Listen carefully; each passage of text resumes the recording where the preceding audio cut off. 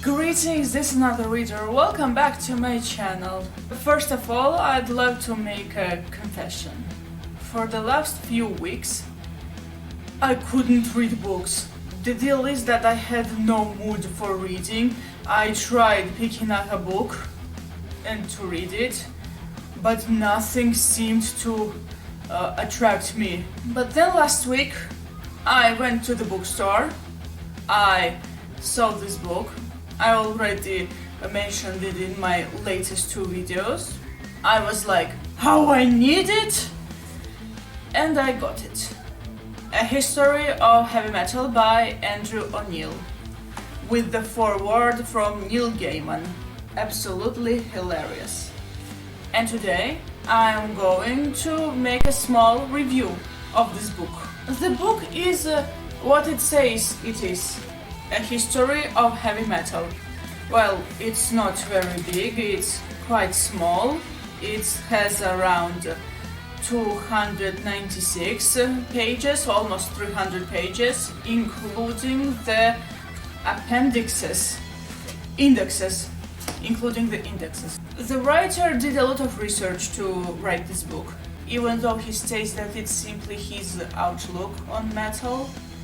He still did a decent job. Sure, you can write a lot of books about metal, there's a lot to observe in the genre, but this is still decent.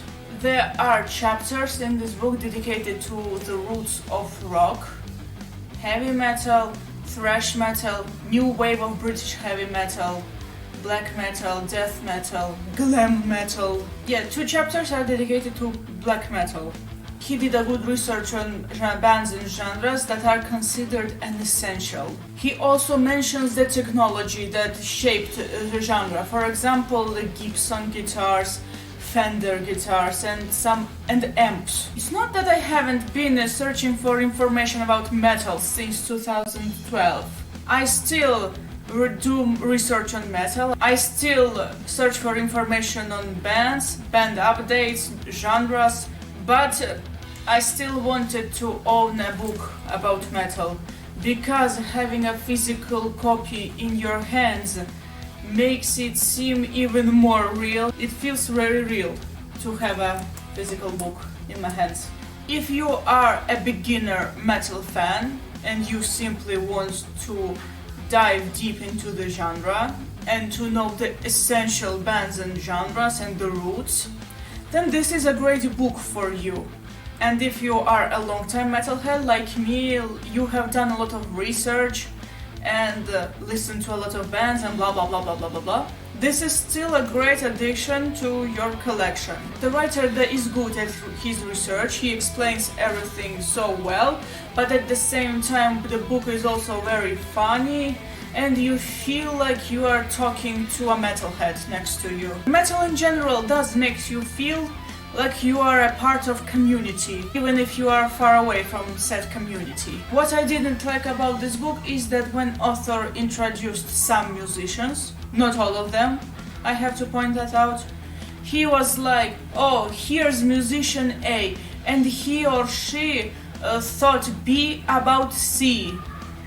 He or she said this about that. Did we really need to know that information? Personally, I didn't. It didn't ruin my perception of the book per se. I'd prefer this book to be without the whole he said this about that and blah blah blah blah blah blah blah. You got the point. Another thing that I didn't like about this book is that the author focuses only on the genres that he really considers essential. The more they say the bands and genres that gained more recognition in America. I first assumed that the author was American, but I was wrong. He turned out to be British. The deal is that I prefer the genres that are more popular in Europe than in the US. And I'm disappointed that the said genres are only briefly mentioned in one chapter. Here's how it's called, that chapter. Genre inflation, too many cooks. In only one chapter, the author mentions symphonic metal, gothic metal, industrial metal, power metal. The latter is my favorite subgenre of metal, I can say. Sure, I don't listen to all bands, I'm not even aware of all artists, but the majority of songs that I happen to like are power metal. Maybe next time I should get a book about metal written by a European, probably a German. They're less biased, in my opinion. Now let's talk about metal in general. You know one thing I absolutely love about metal? That it's a very deep and diverse genre of music. Metal has multiple subgenres and even subgenres within subgenres. They're different from one another. You can tell heavy metal from death metal, you can tell thrash metal from black metal, and so on. Yet these genres are connected to each other like a family. In the past, I used to read Scandinavia and the World webcomics. In short, it's Scandinavian countries in their human form. I hope there is a comics doing the same with metal genres. I'd read the comics where metal genres are humanized. I don't know any other genre of music with such depth and complexity. Can you find the same level of depth and complexity in mainstream music? If you did, then I salute you, because I have failed to tolerate... Oh wait, I wanted to say I have failed to find complexity in mainstream music. In short, metal is so deep and it's very diverse, and whether you are a fan of this particular band or genre or ignore the other, you are still considered a metal fan, because it's so deep and diverse. But hey, I do give author credit for still pointing out the importance of power metal, symphonic, and so on. Someone else would have done otherwise. Like I mentioned in the beginning, I have lost my will to read books. This brought the mood back. I realized that I'm in a mood for rock and metal biographies. Therefore, I bought another one. This. I got myself this biography of Led Zeppelin, When Giants Walked the Earth, by Mick Wall.